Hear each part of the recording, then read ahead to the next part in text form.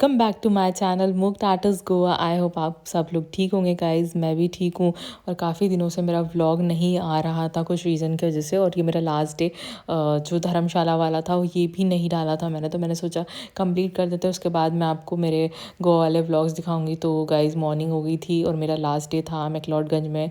मैंने breakfast order कर लिया था, ऑमलेट एंड ब्रेड। उससे ज़्यादा नहीं खाना था क्योंकि ट्रैवल करना था, और एक कप चाय ले ली थी क्योंकि ठंड काफ़ी थी। तो और ये देखो लिल्ली कितने प्यार से सो रही थी, मैंने उसे बुलाया ऑमलेट ब्रेड खाने। उसने थोड़ा सा खाया बट नहीं, फिर उसके बाद नहीं खाया उसने, वो सो गई थी। तो गाइज़ मैंने ऑटो बुक कर लिया था और मैंने भैया को बोला था कि आप 12 बजे आ जाना। मैंने उन्हें कॉल भी कर दिया था लास्ट मैंने इवनिंग में जब मैं गई थी घूमने के लिए दलाई लामा टेम्पल, तो मैंने भैया का ऑटो किया था तो उनका नंबर ले लिया था। तो अगर आप भी 2 लोग जाते हैं या सिंगल पर्सन जाते हो, आपके पास बैग कम है, तो गाइज़ आप ऑटो बुक कर सकते हो क्योंकि वो लेस चार्ज करते हैं धर्मशाला से मैक्लोडगंज का।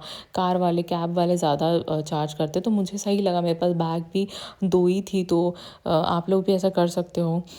जाने का मन नहीं था गाइज़ मेरा, मतलब बहुत ही अच्छा लग रहा था मुझे और लास्ट डे था। तो फिर नीचे भी और मुझे थोड़ा घूमना था, तो भैया आ गए थे और फिर मैंने ऑटो बुक कर लिया था। पहले ही उन्हें कॉल कर दिया था, तो भैया आ गए थे। और ये डल लेक, तो गाइज़ इसका स्टोरी मैंने आपको बताया ही था।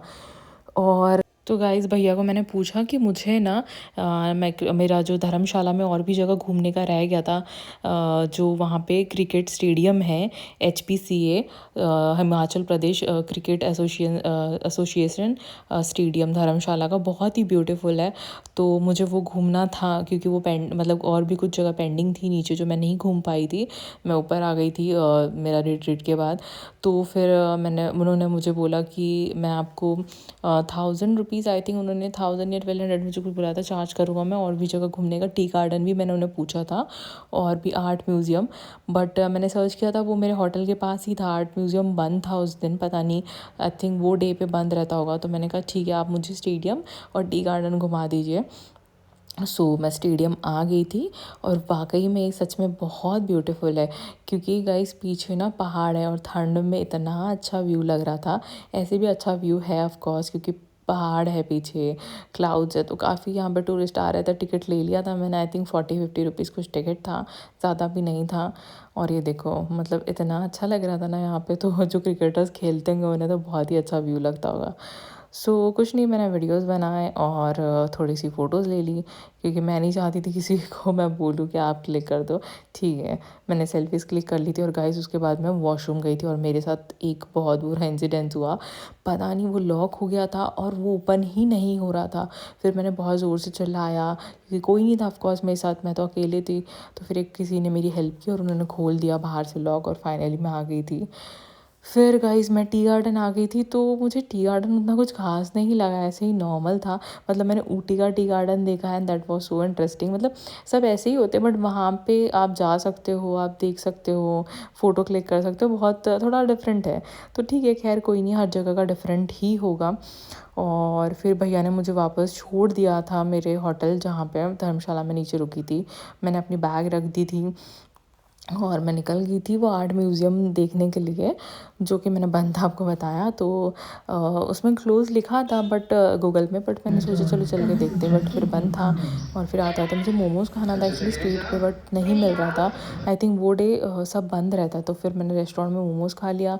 आगे चल के एक बेकरी मुझे बहुत अच्छी लगी थी यहाँ पे, मैंने एक दिन पहले भी मतलब 2 दिन पहले भी यहाँ पे खाया था।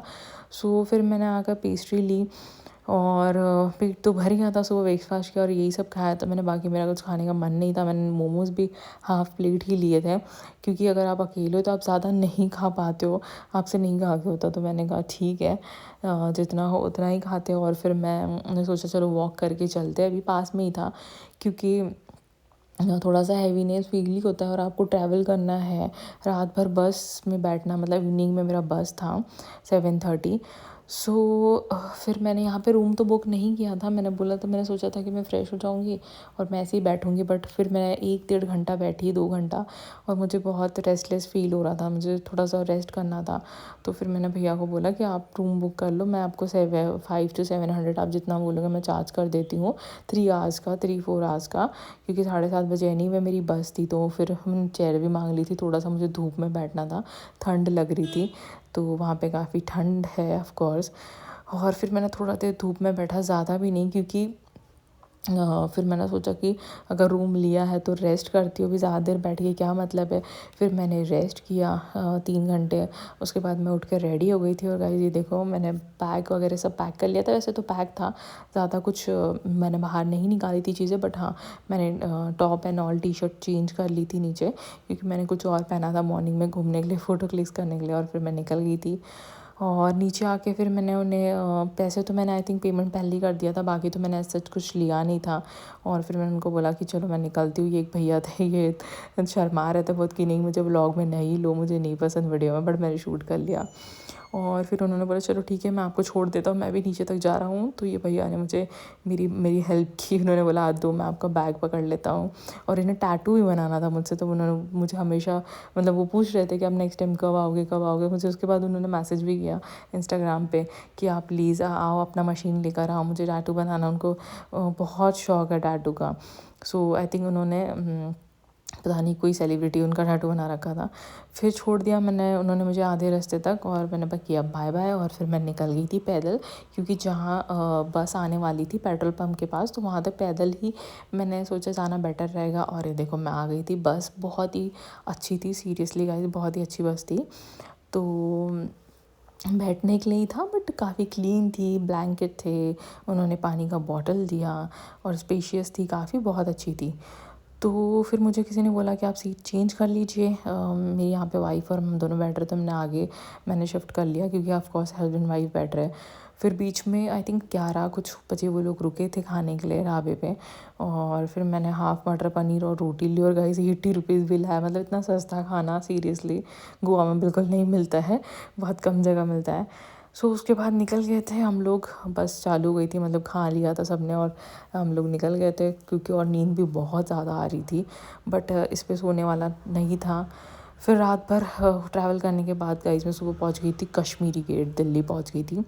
और यहाँ से मुझे जाना था मेट्रो, बट मेरी हालत नहीं थी मेट्रो जाने की कि मैं वहाँ से एयरपोर्ट जाऊँ। तो मैंने कैब की, और उन्होंने शेयरिंग पे बोला कि मैं शेयरिंग पे चलूँगा, नहीं तो आपको इतने इतने पैसे लगेंगे। तो मैंने कहा ठीक है भैया, आप शेयरिंग पे लीजिए। और फिर उन्होंने मुझे ड्रॉप कर दिया, मैं आ गई थी एयरपोर्ट। और आई थिंक सुबह के 9 कुछ बज रहे थे, 8 8:30 कुछ 9 बज रहे थे उस बीच में। फिर एक फॉरेनर मैम थी, उन्होंने मुझे कुछ पूछा डिटेल, उनको मैंने थोड़ा सा हेल्प किया। और एक लड़के ने मुझे मिसगाइड कर दिया था उसका एयर इंडिया के उसके लिए। और फिर उसके बाद मैं ऊपर आ गई थी, देखो मैंने इडली ले ली थी, फ़ोन भी चार्ज करना था गाइज़। और उसके बाद फ़्लाइट डिले हो गई 1 घंटा, तो मुझे और वेट करना पड़ा। पहले ही डिले थी, मतलब थोड़ा मैंने बाद के टाइमिंग की वो बुक की थी कि कहीं आगे पीछे ना हो जाए, मिस हो जाए। तो हम सब वेट कर रहे थे वहाँ पे क्यू में कि कब जाके गेट खुलेंगे, और हम लोग फ़्लाइट में जाके बैठे। फिर फाइनली गेट ओपन हो गया आई मीन। और हम लोग जाकर बैठे फ़्लाइट में, और ये देखो व्यू। तब तक मैं बहुत टायर्ड हो चुकी थी। और गाइस मेरे बाजू वाली सीट पे एक साध्वी थी, साध्वी मतलब मॉन्क। एंड उन्होंने थोड़ी बहुत बात की मुझसे, और मेरा मील मैंने बुक कर लिया था, तो नॉन-वेज वाला। और उसके बाद उन्होंने उनकी, देखो मैं गोवा एयरपोर्ट पहुंच गई थी उसके बाद। और उन्होंने मुझे बोला प्लीज़ आप मुझे टैक्सी कर दो, क्योंकि उन्हें कहीं और जाना था, और गोवा में अगर आप बाहर से फॉरेनर हो तो ओवर चार्ज करते हैं। तो उनका टैक्सी कर दिया, फिर मैंने किया, और फाइनली मैं पहुंच गई थी घर।